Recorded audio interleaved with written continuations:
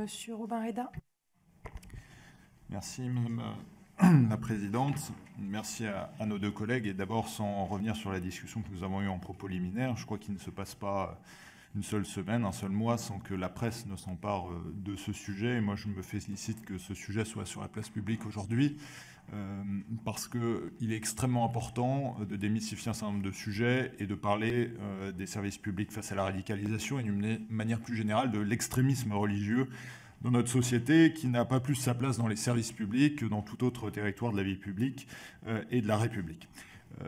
Ça provoque de la gêne chez nous, notamment les phénomènes communautaires. Ça provoque encore plus un malaise quand ça se transforme en isolement, en exclusion, en mise à l'écart de ceux et celles qui ne cherchent qu'à aduler des mirages, le mirage de l'extrémisme religieux. Et je crois que face à ça, et votre rapport le montre bien, chacun est responsable.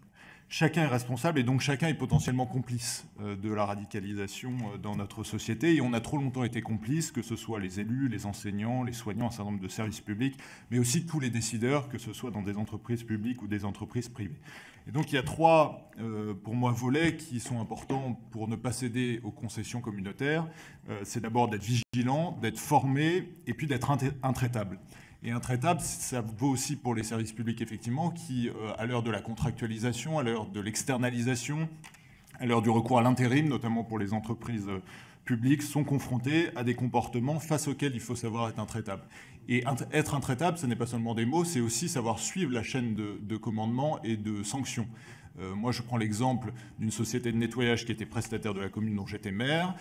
Un agent de nettoyage, visiblement en proie à la radicalisation, insultait des femmes en jupe dans la rue. Nous avons fait exclure cette personne du service de nettoyage de la commune, mais je pense que cette personne ensuite n'a pas été suivie et a probablement été replacée dans un autre service, dans une autre commune.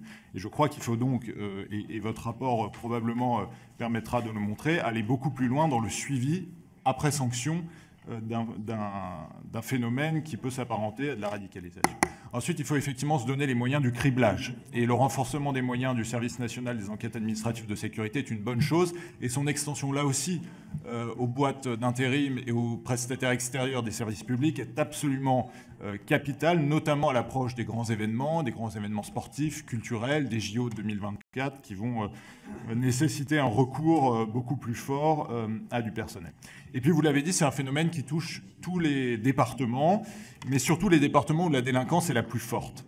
Et les mêmes départements où l'on ferme parfois les yeux plus facilement et où la sanction judiciaire ne suit pas toujours tant les tribunaux sont engorgés. La radicalisation d'aujourd'hui, c'est aussi le terreau de demain, et j'en finis par là.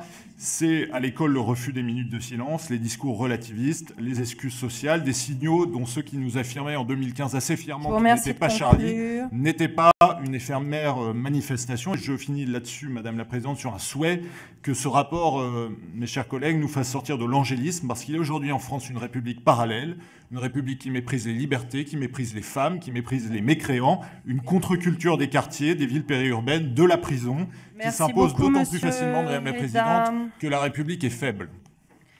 Monsieur Stéphane Peu.